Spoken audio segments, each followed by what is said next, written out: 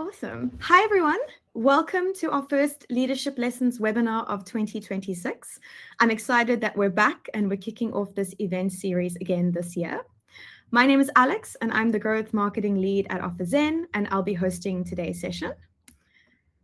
Before we dive into the event, as always, we have some rules of engagement. So the chat is open. Please take a moment to say hi, maybe share where you're joining from, just so that we can check that everything is working on that end. I see we've already got a few hellos on Cape Town. Hi, everybody. If you do have any questions, please make sure to drop them in the questions tab at the bottom. We'll make sure to cover them at the end of the session. And yes, we are recording the session. So if you want to relook some of the nuggets that are shared, we will send it to you post-event. Awesome.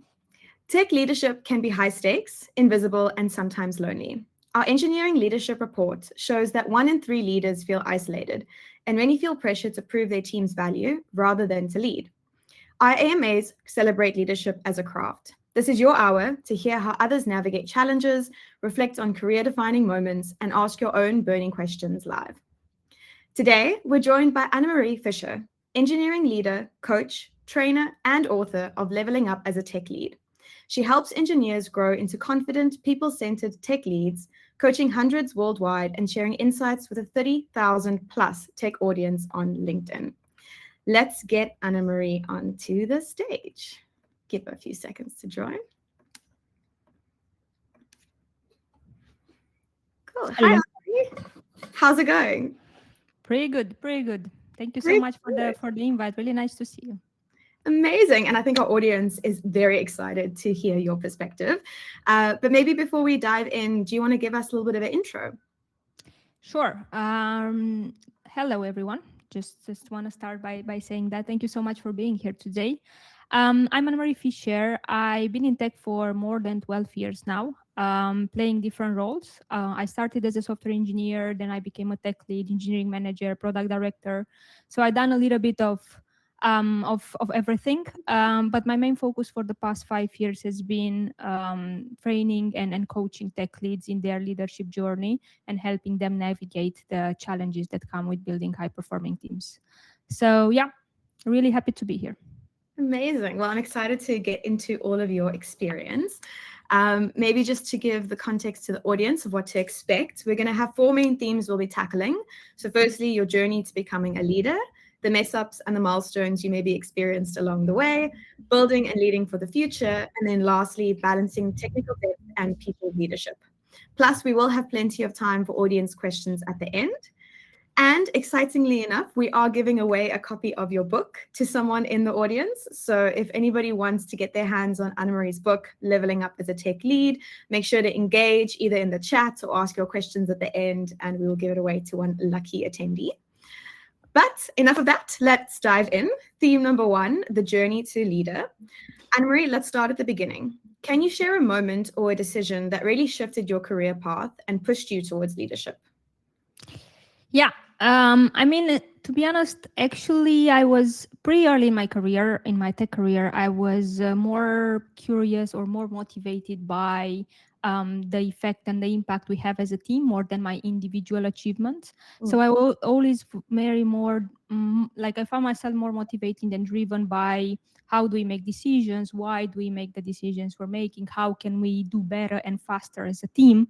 And so, yeah, I was always way more interested in that side, and so that's why tech leadership felt very like the next step to go for me, as I realized that the way to have the impact that I wanted, and that is to have results and impact alongside my team, was only by leading a team. And so I started very early in my career looking at ways and trying to see how can I grow into a tech lead.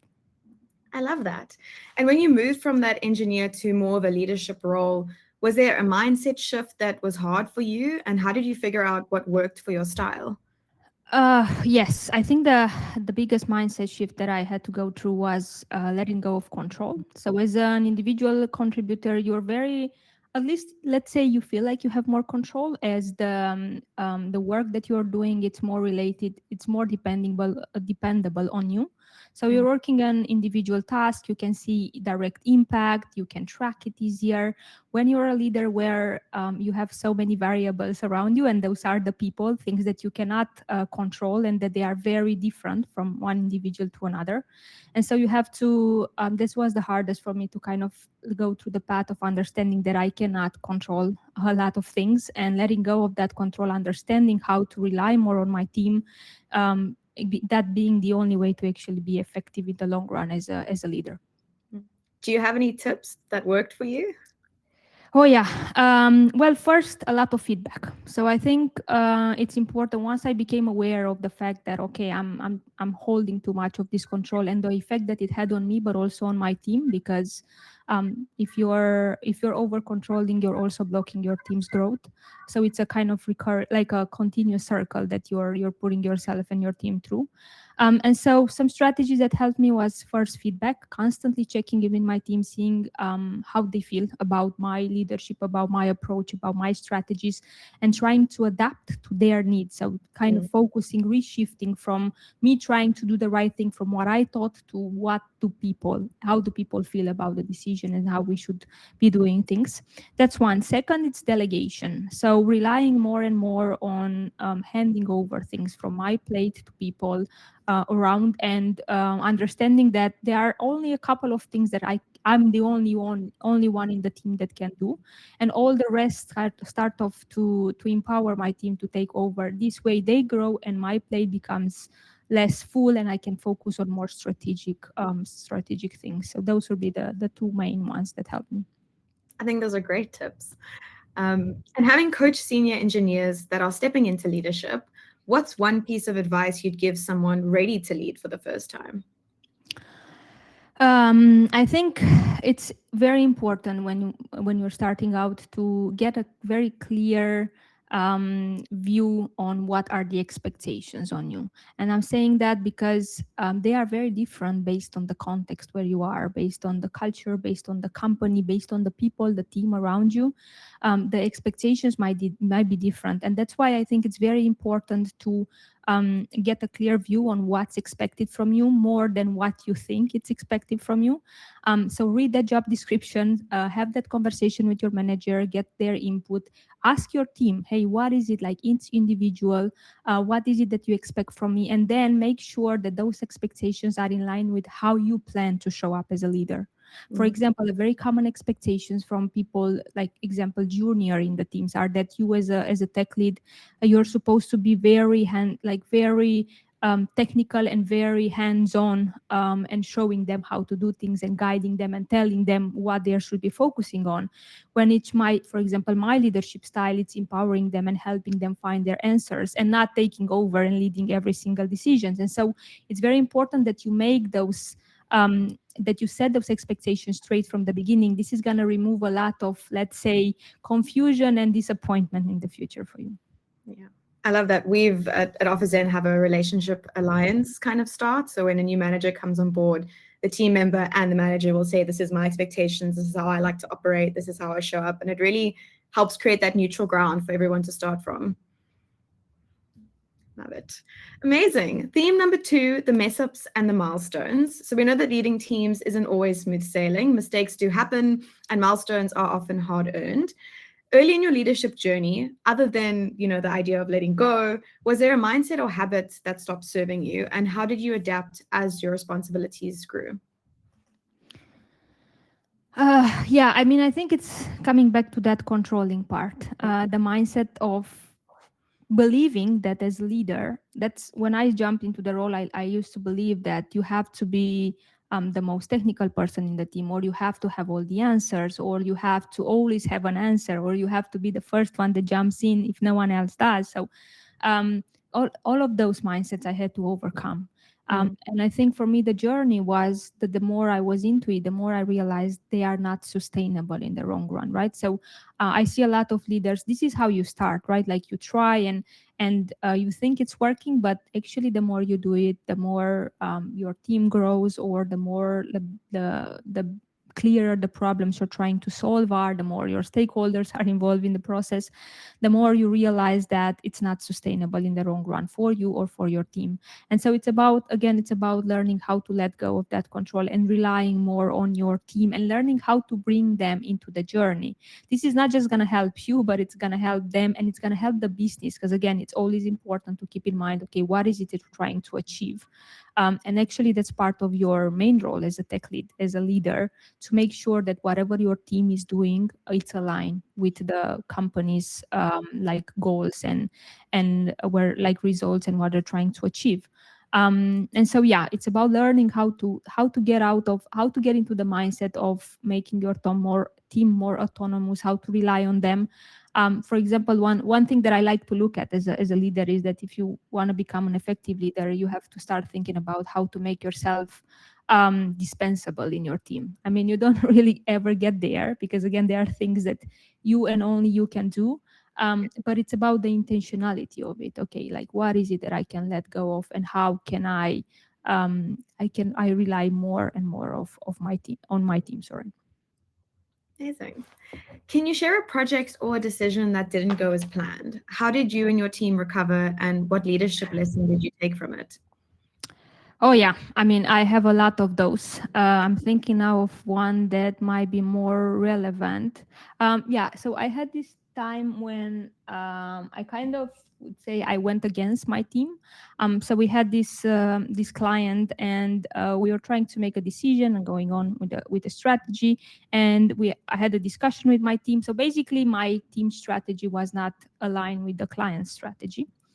So I was coming in the middle, trying to kind of get everyone aligned, and there were very different strategies. So after a lot of discussions and back and forward, even though me and my team agreed on a strategy, in the end, in the conversation with the client, I just had to go with whatever the client wanted because there was no much room for like wiggle room in that space.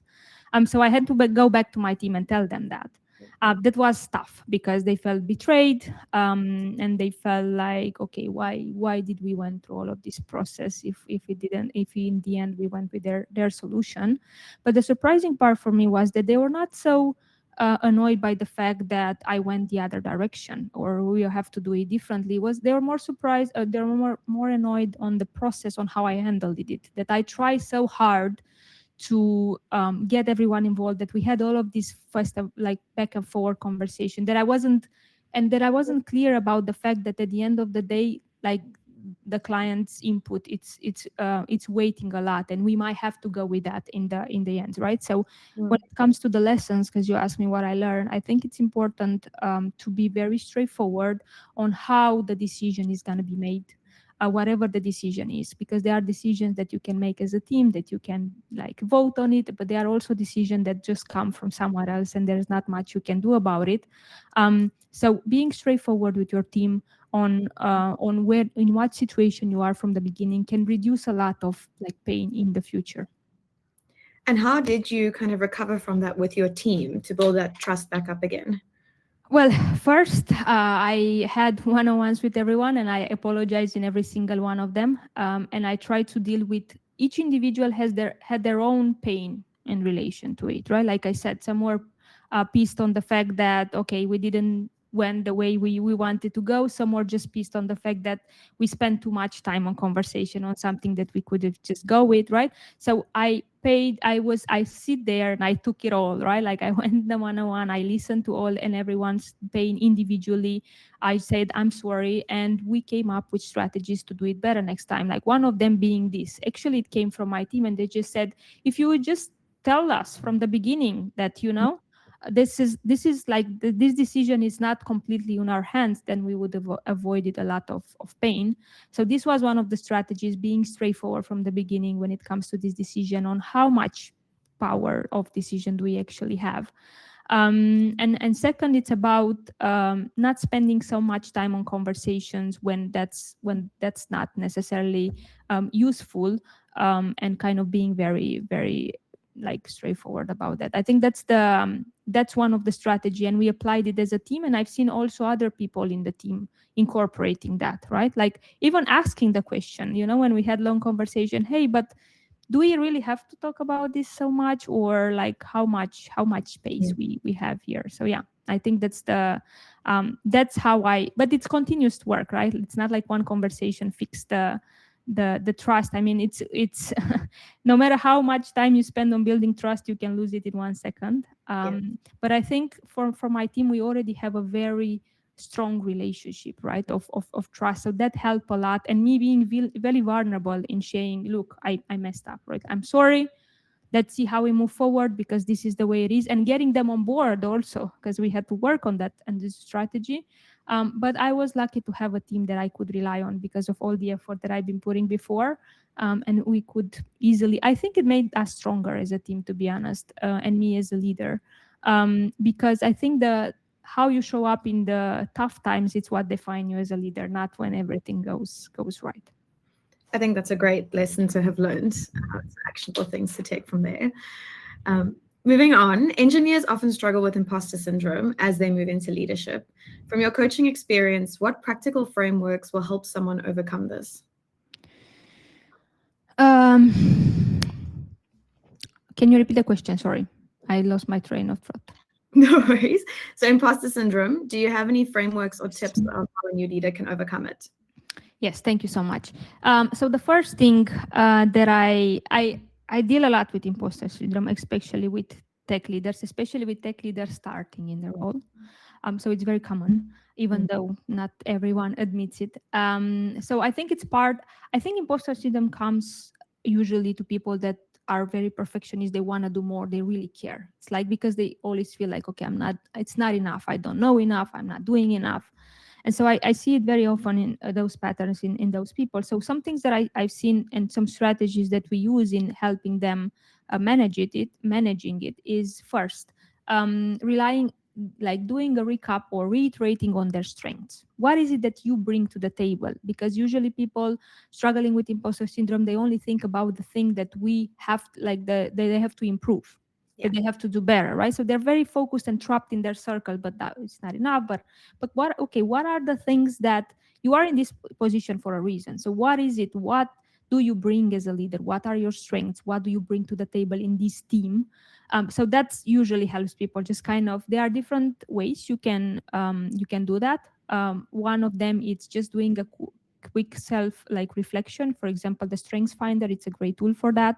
Second, you can get feedback, and feedback can apply, you can use it as a boost of confidence. So instead of just saying to people, hey, give me some feedback, you can say, can you please tell me one thing that you think I'm currently doing well as a leader in this team? So kind of being intentional feedback that will help you, because again, the intention is to give you that boost to keep going.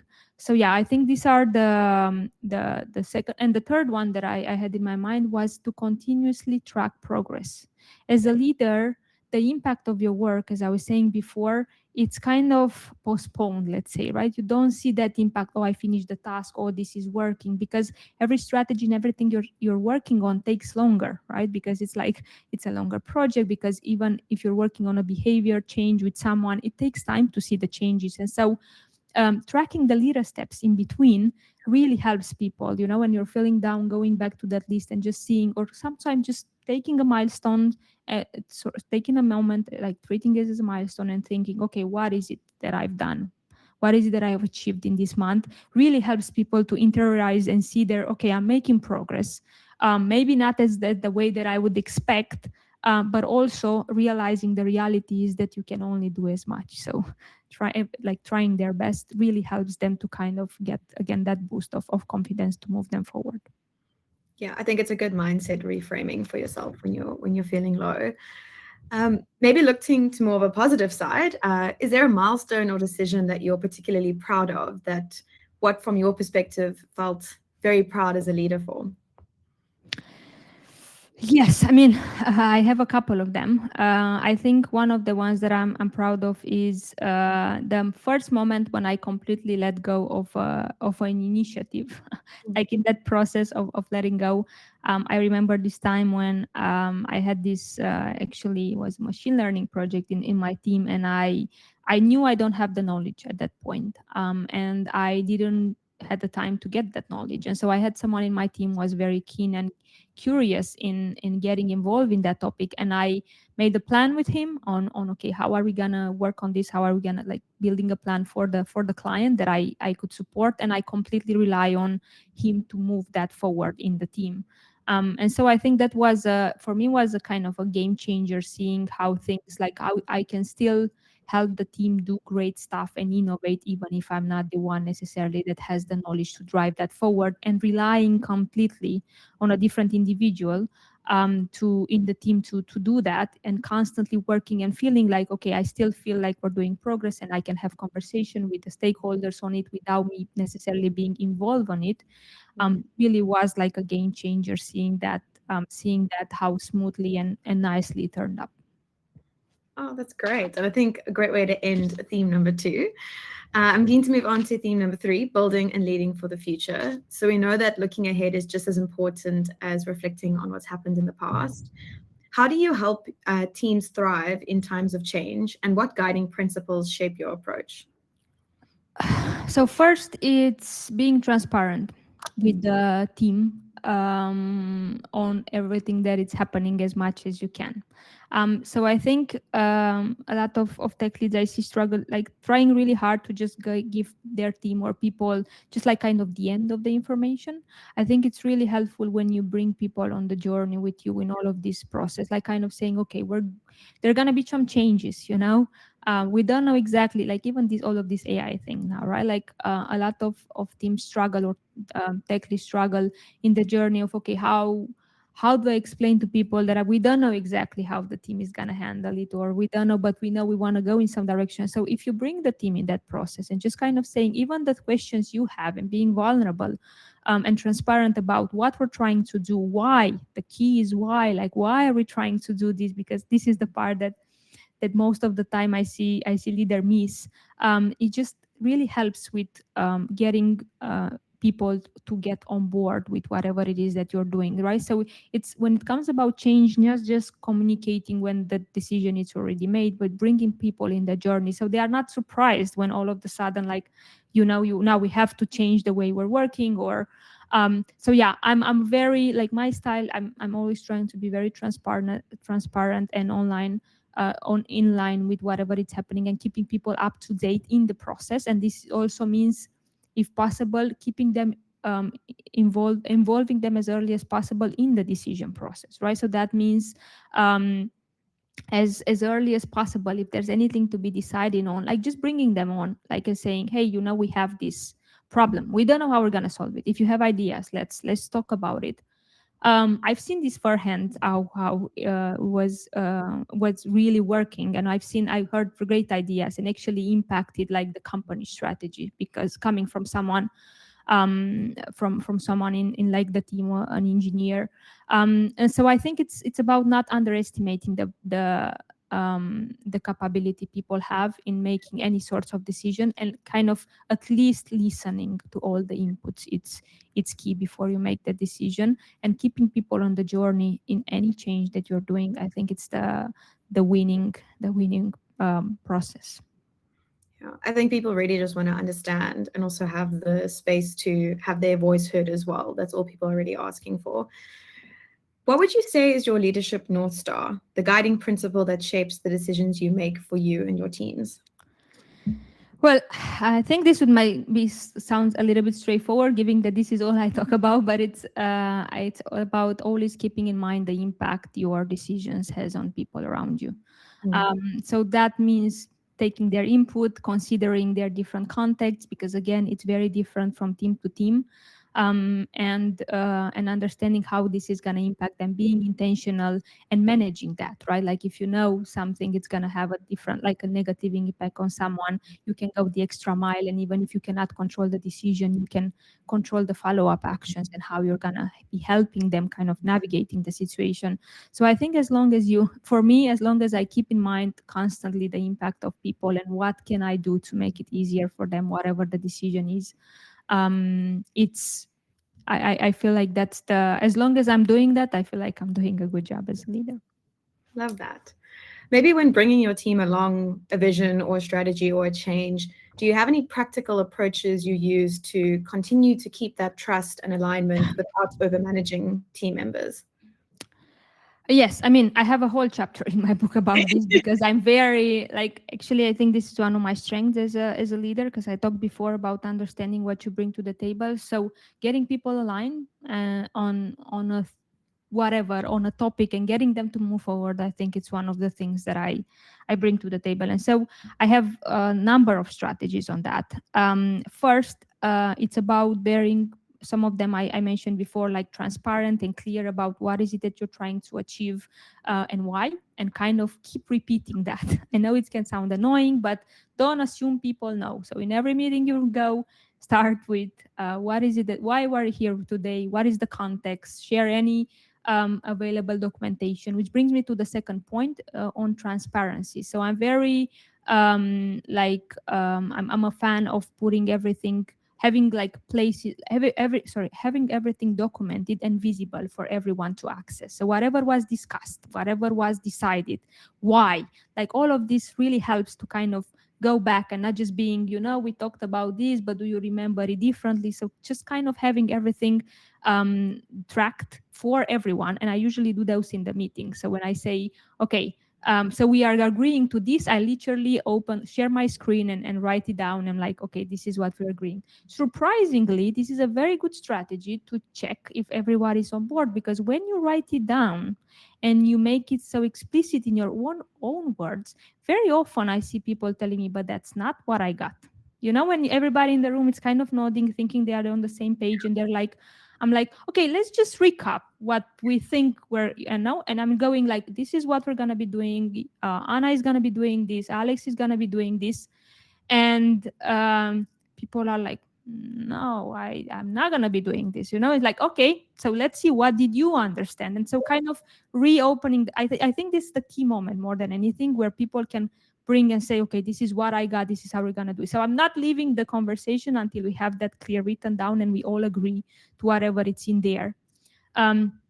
So that's the second part, and the third, I would say, over communication. So besides the goal and besides the whys, I think it's, for me, this is a key part of an high performing teams, like constantly the repeating things, answering the same questions over and over again without being annoyed, without assuming, well, you should know this by that, why are we talking about it again? Like, just answer again.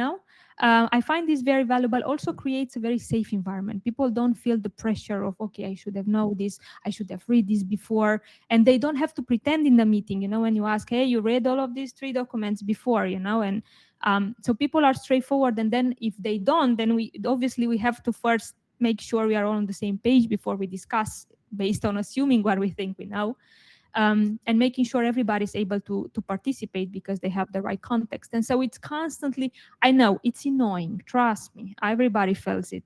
And I've seen it with people, and even people ask me, especially the client, but why do we have to repeat so much? And I'm like, have you seen how, like, what are the results we're having? Well, this comes from the fact that we keep repeating, especially when you have people like, I always work in team that I had like seniors, middle, juniors, like staff, whatever, like people with different levels, with different understanding, with different time in the company, right? So it's kind of just constantly repeating, and getting people to do the same will just, let's say, remove a lot of problems in the future and makes everyone's life easier. And you might be a little bit annoyed, but it's part of the process. But I also find sometimes things are so fast paced and they change so quickly that shared understanding, it is so different per person. So I think no matter how many times you repeat it, make sure everyone's aligned, everyone's on the same page. Like, that's always going to help you move faster at the end of the day. Maybe it doesn't feel like it in the moment, but ultimately towards the end of a project, you're like, okay, everyone's on the same page. So I think that's great tips. That's a great point, actually. Sorry, because now actually there's more and more changes happening more rapidly, right? So I think the strategy stands even more strongly because decisions might be made, you might not be there, you miss a week, and then you're lost, right? So I think what you're saying, just want to emphasize, you bring a really great point, that in this time it becomes even more of a useful strategy. From coaching future leaders, what's the single skill or mindset every aspiring tech leader should focus on developing, and why? Oh, well, there are a couple, but if I have to choose, I would think of a mindset, and that's it going from the I to we. Mm. So again, it's all about thinking, understanding that it's not about you anymore, right? So you're leading, but all of your results, your success depends on the success of your team. You cannot be a successful leader if your team is not performing. It's as simple as that. No matter how much you think you are or you're blaming them, right? So if your team is not performing, you're part of it, and that's it. That doesn't mean that you cannot you cannot impact, sorry, your team cannot be performant if you're not like doing something, but definitely you have to understand that the success, your success, it's very dependent on the success of your team and the people around you, and you have to let go of being just about you. That also means that if you want to know if you're doing a good job, and by the way, this is one of the key parts I work on, another topic that keeps coming up in my coaching sessions with tech leaders, which is, okay, how do I know I'm a good leader? The only answer to actually know, the only, sorry, strategy to actually know, it's feedback. Yeah.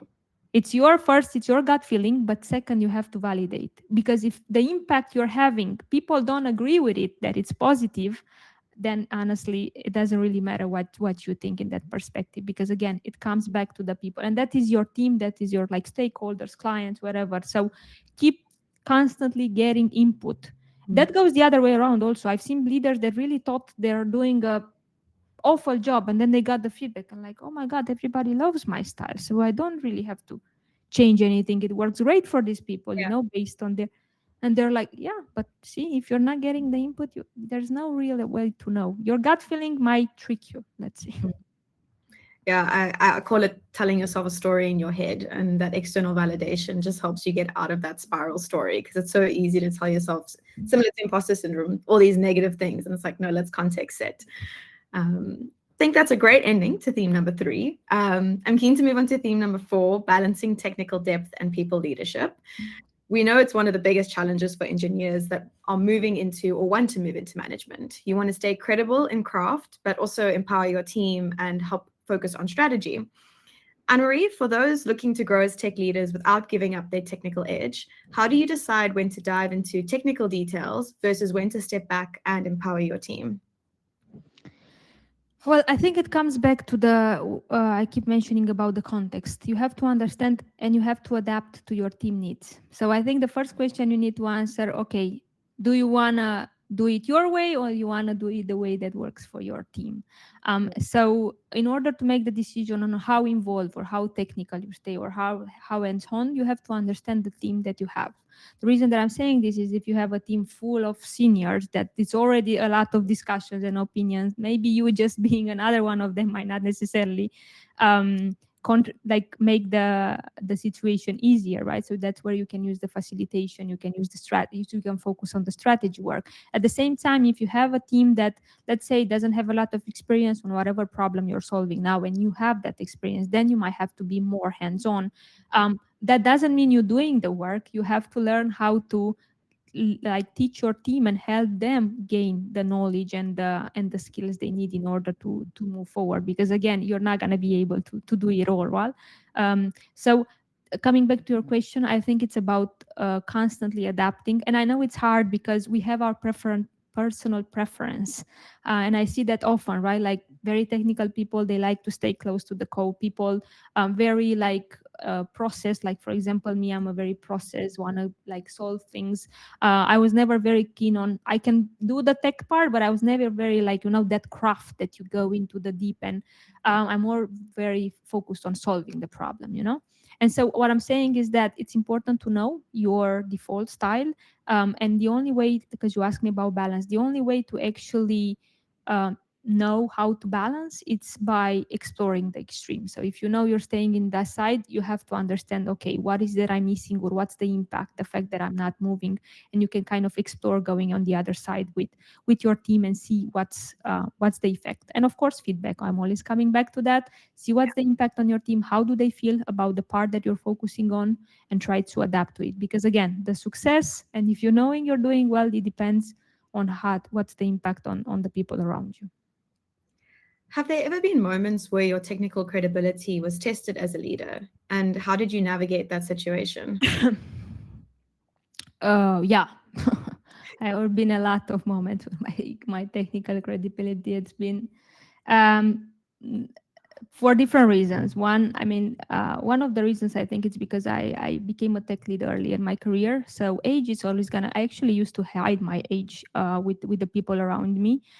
Because there is this view, when people hear it, is like, oh, they make kind of their own perceptions. So people have their biases, right? It's kind of understanding how to navigate it. So yes, I had a lot of moments when my technical credibility was doubted. How I navigated: first, being very straightforward about what I know and what I don't. I always rely on vulnerability as a trait. So I never pretended to know something that I didn't, right? And whatever you're gonna think of me, I have a higher chance of convincing you that I can do the job and I can learn, than trying to convince you I know something that I don't, right? And so kind of I always come back and rely on my strengths. I'm being straightforward and vulnerable about what I don't, what I know. And I always go back to the strengths. So what does that mean? I know I can ask really good questions. I can point out connections. So I use that to get information, to learn fast, and to focus on, okay, what's the problem we're trying to solve. Also, I'm able to connect things. So even if I haven't worked with a specific technology, I can make the connection with something else that I worked like that before. So I can talk on things like higher level. So I always rely on my strengths, and try to adapt them to the needs. Second, I of course continuously learn. So if there's anything that I have to deep dive in, I'm straightforward from before that. Look, I this is not my area of expertise. Let's see what do I need to know. But I also have a very intentional way of learning, right? So when some people go, oh, databases, now I have to go and read the internet on database. I'm like, what do I need to know to get this task done? Tell me. Yeah, you can assume I should be knowing this already, and we can debate on how much should I know by now, or we can tell me, and we can get this over. So I think once you are willing to be vulnerable, because there's always you're gonna find something that you don't know, no matter how technical you are. The moment you are willing to just be straightforward about where you are in your journey and what you know and what you bring to the table, and you put it on the table and you focus on how to move forward, life becomes easier. So that's my take. And in my experience, regardless of what people thought, as long as for example, with clients, whatever their initial thought was, as long as they saw, okay, but they delivered, then it doesn't really matter. She knows what she's doing. So, and so one more thing that comes to mind is relying on your team. So I always had people in the team, even if I didn't know something, that were experts in that or whatever. So I always, for example, one way of learning, it's actually getting those people to teach other people in the team, between them, one being me, doing pairing or doing sessions for sharing knowledge. So it's always keeping in mind that you need to kind of multiply the effect of each individual in your team on the others, and not just kind of having, because if then one individual leaves, your team shouldn't kind of fall apart, right? And that stands for you also. So yeah, these are kind of the strategies that I've been following. And I think that's great that you do it at a team level, but also even at a company level. Like, for example, at OfferZen, our head of engineering just created, for example, like a help with AI channel. And it's trying to create a space for everyone within the business to play with AI and enable their lives in whatever way, but creating cross-team support. So, maybe you're struggling with a problem within the marketing team, someone in the data teams somewhat got a similar thing and they also know how to solve for it, they can jump in and help you. So I think it's like the team dynamics, but also like, how do you cross the business, get more people supporting with different teams? And I think that's a great way to kind of create more spaces for that. Love that. If you have the company support in whatever you're doing, and the more people, the more impact. So love your strategy. So for engineers who want to grow as leaders without giving up their technical depth, what guidance do you give them to balance that, to strike that balance? I feel like I answered a bit of this in some of the previous questions, right? Because we're coming back to the balance and the technical, and so again, for me, it's understanding that balance. It's not a stable thing. It's about moving from one thing to the other constantly. And second, it's all again about that team. So kind of understanding the context you are in now currently in the team and how you can utilize that, or how you can contribute, how you can make use of the current context to learn more and adapt, and maybe going more in the technical depth, or taking care more of process if they need that. But I think it's important to constantly understand there is no real balance. So I really again want to emphasize that it's constantly being aware of where you are, what you need, and being able to I call it the adapting tech lead. So being able to constantly do the tech lead on what you need. I think it's a superpower as a tech lead. Again, as long as your goal is not to do as much hands-on tech as possible, but it's to actually lead efficiently. I think that's great advice to end off with.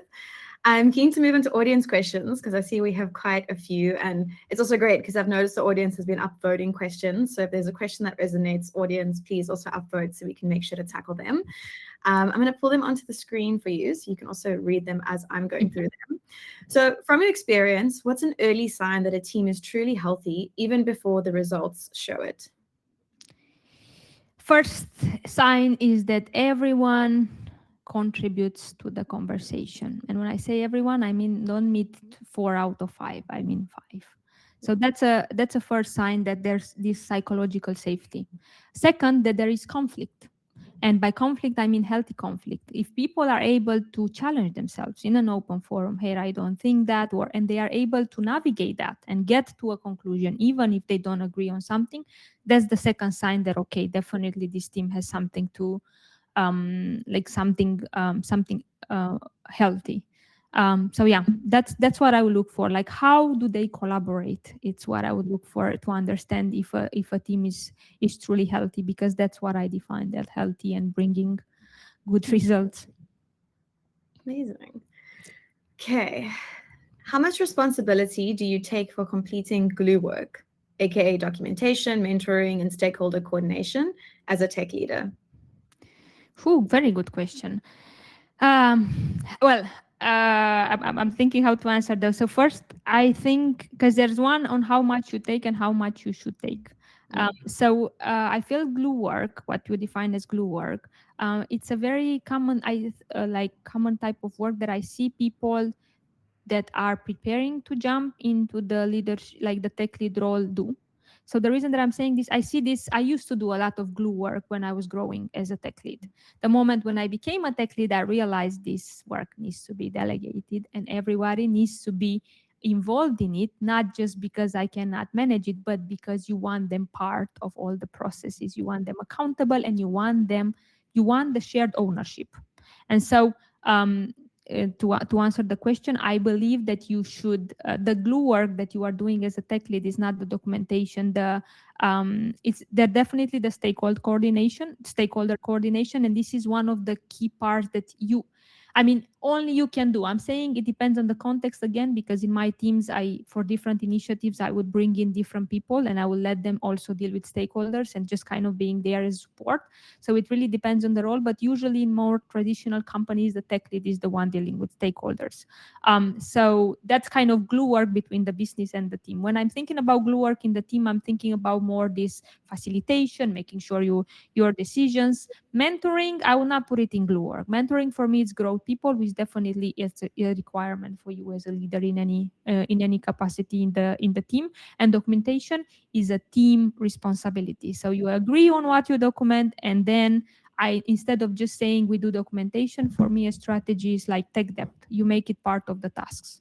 So whatever task it is, do we need to document how this process is done? Then we do it. But I avoid kind of make this separate, this kind of task, tech debt, documentation, because then it becomes a thing we don't documentation or not, and you lose the point of we want this documented. So yeah, hopefully this was a long answer, but hopefully it helps.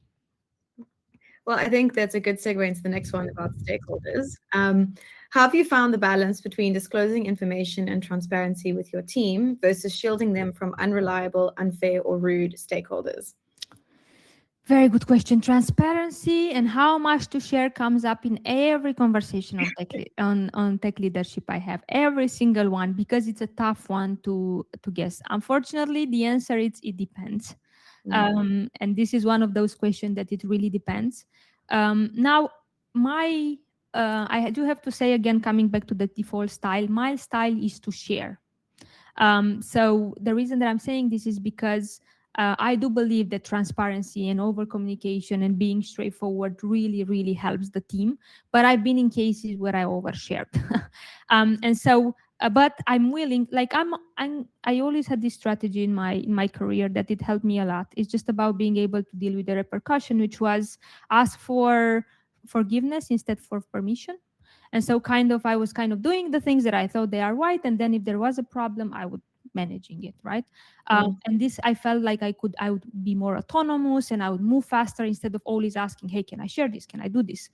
But again, it really depends on the context where you are, and the reason that I'm saying this is that one thing to be kind of on the safe side is to again validate with people, like when your manager shares something with you, what if you just ask, hey, when is a good time to share this with my team, what can and what cannot be disclosed. Sometimes it's a legal issue. So you really have to read the documents, whatever the small letter, to understand what you can. And if you're not sure, always again validate it with the people around you, other tech leaders, the managers, whatever, and say, okay, what are we communicating? Because also you have to make sure that whatever you're communicating, it's aligned with what they are communicating, right? So it's constantly this back, like keeping this in mind and keeping your style. If your style is to not share, because I see people, then it might be interesting for you to navigate and to explore sharing a little bit more and see a little bit where the boundaries are. People are always afraid, but what if I overshare? In my experience, if you're in this extreme, it's really hard to get here from one action, right? So it's kind of easily making small steps with what you feel comfortable. This is one of the strategies that I use in coaching. What is the smallest things that you can share that you feel comfortable trying out and see what happens, and then kind of they go on this journey. So yeah, it depends your style and it depends the context where you are in. But as long as you constantly keep in check, you reduce the chances of putting yourself in a bad situation. But because sometimes even if you check, you might get in a bad situation, but at least you can say, I've checked. Yeah. But I love your kind of tip on the extremity. And it's like, how do we get from one side to the other? What are those little things that we can do to learn and feedback without kind of completely breaking the balance? So I think there's some great tips in there. You mentioned bringing people into the decision process early. So I think there's quite a few questions around this.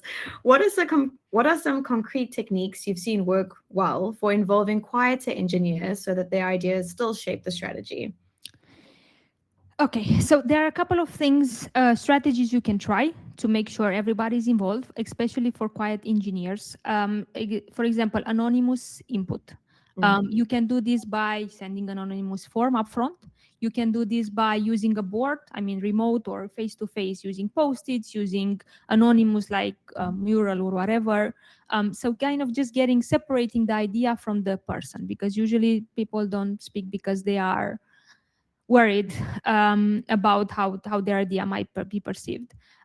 So first is just kind of doing your best in getting this input with anonymous in one-on-ones also. If there's like a big topic or whatever we need to discuss, sometimes I get the input in the one-on-ones and then I present it as it's my own. Like, look, these are the ideas that I've been gathering and whatever. And then it's like, it's coming from me. We discuss unique. No one knows, you cannot attach it. People feel more comfortable and they feel like their position was listened because it's all captured there. So these are some of the strategies, but I really want to spend some time emphasizing on the fact that if you have quiet engineers in the team, you have to do a little bit more than just kind of doing this anonymous form and understanding why they are quiet. Is it because, don't assume, is it sometimes I very often hear, that's their style, they don't speak. But is it like, and the one-on-ones are the best space to do that, like trying to understand, is it because they don't feel comfortable, which is a problem with your psychological safety in the team, which is something that you might have to work on, and there's a trust problem, not a process problem. Is it because they don't like have no idea what you're talking about, that they cannot keep up with conversation, so you can help them develop the skills in that area? Or is it because they had a bad day and they just didn't feel like talking about it, right? So what I'm trying to say, it's important to understand if it's a you problem, like an individual, it's if it's a team problem, and where is it coming from. So I would dig a little bit deeper than just kind of trying to put some, oh, well, I've done anonymous, if they don't share whatever. Well, it's not really like that. So yeah. Awesome. Do you have any advice on how to manage immense context switching and not having enough time? I realize delegation is critical, but there's also only so much one can delegate.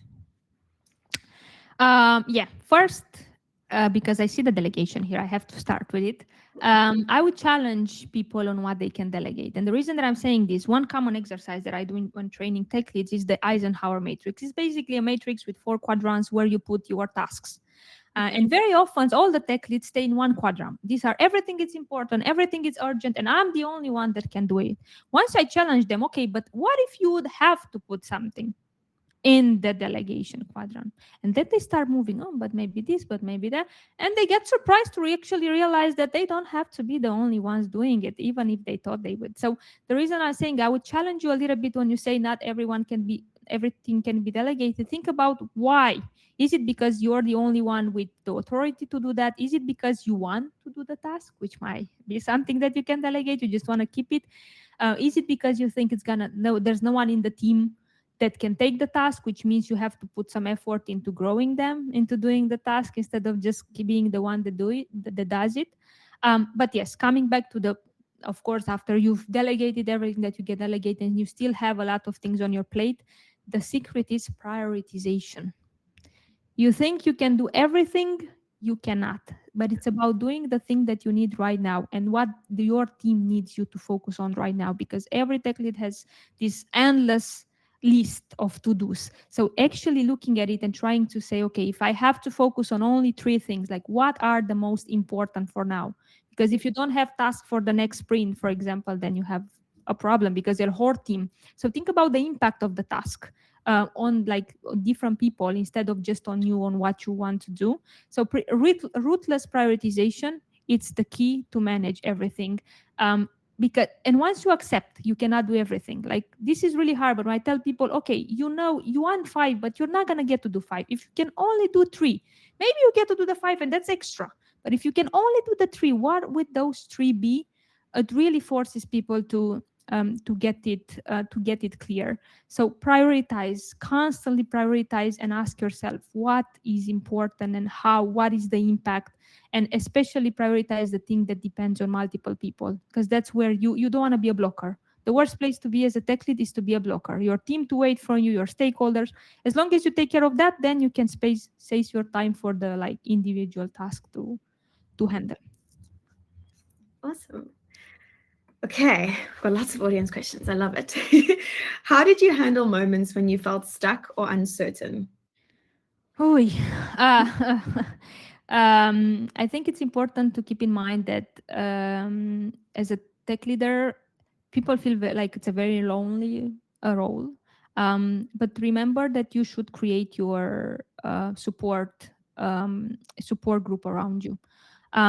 So how did I handle moments? By relying on people.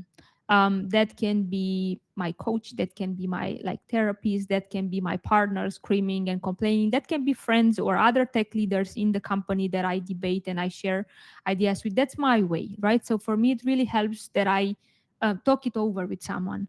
In my perspective, getting things out of your head make them smaller. Problems are not like our mind. It's, I think it tricks us. You know, it makes things way bigger than that is. So one thing is talking with people. Second, writing things down. For example, when I feel overwhelmed or I'm not sure, I just start writing whatever. It's like a brain dump, I call it. And I do this also in coaching. I see it very efficient with people. Like you put it down on paper and it kind of, you're separated from yourself, and then you read it and you're like, but why this is not sound so bad. So this is when I'm feeling stuck or uncertain. It's like relying on people, writing things down, and third, taking some time for myself. So getting away from the problem. I know it's like we keep hearing, take a walk, whatever, but it really works. Just getting away from the problem and not thinking about it really helps. Just kind of, and my strategy is to plan things that depend on other people. For example, I don't know, meeting with friends or putting some paddle or whatever that makes you go you paid for something, right? You have to be there. Other people depend on you, which is not your team. So yeah, this way you can get some ideas. The next day you come, you might have some other. You might be surprised on what situations you have. And again, I know it's really hard to go there, but try once. Try it once. What's the worst that can happen? You can always go back to doing the things that you are doing, right? It's Yeah. not, you're not changing your life here, but just try it and see what's the outcome if it works for you. I think that's some great practical advice that people can use. I think we have time for one more question, so let's pull this one up. I've noticed that people don't give you enough opportunities to move to such roles within the organization, and it's even difficult to get lead roles in other organizations. How does one secure such opportunities for growth? Okay, so I mean, I'm thinking very quickly sharing my personal story. So I moved companies because I asked to be a tech lead, and they told me you need 10 years more. And then I actually moved countries because I found a company. They were like, yeah, well, sure, we can invest in your growth, and you can get there in a couple of years, and that was great. So first things first, test the outside environment. If there's no space in your current environment, just try it outside. Second, in your current environment, I think it's the moment when you realize you want to grow in that role, be very vocal about it. People are like, I'm going to do the job. They're going to see me. Be vocal. Hey, I want to grow into that role. I don't know how long it's going to take me. The moment when you're clear about it, people, the expectation are going to change, but also their feedback it's going to go in that direction. Maybe the task that you're jumping in, the initiatives, they're going to you're going to start getting into the process before you are in the process, right? So people are going to start thinking of you of, okay, the go person, or you can do this, you can do that. So my point is, you can create opportunities for you instead of just keep doing the thing. So be vocal to your manager, to your friends, to everyone around you, saying, I'm thinking about becoming a leader. For me was, I know I'm not there yet, but I know I can do it. So what's the plan? And all I wanted to hear is, this is how we plan to help you, instead of, you cannot do this, let's talk in 10 years, right? And so yes, I know it's hard, especially these days. It's getting harder and harder to find opportunities. I'm with you, but they are there. It's just a matter of being intentional, clear, and keep working on the things that prove that, okay, you have the skills for those specific roles, and expand your network. That's the stick. When we're thinking about any role these days, it's all about networking, especially with all the AI thing. So yeah, the roles are there. It's a little bit harder to get to them, more than just getting in the role, like actually getting to talk to someone. And I think networking and finding the people that trust you, it's the way to go. I was going to add as well, like the community aspect is so important. And I mean, there's so many meetups and spaces that you can just learn from others and connect with others, that then those doors can open that way. So +1 to that. Amazing. I think that's a wrap for today's Q&A. Annemarie's insights remind us that great leadership isn't about having all the answers. It's about coaching, empowering your team, learning from mistakes, and really just staying curious as things change. To our audience, thank you for joining. We will send the recording as soon as possible to you. And we are hosting a few other events over the next few months. So if you'd like to join one of them, you can vote on screen now. Annemarie, a huge thank you for sharing your reflections and actionable lessons. And again, thank you, audience, for joining. I do have a book to give away.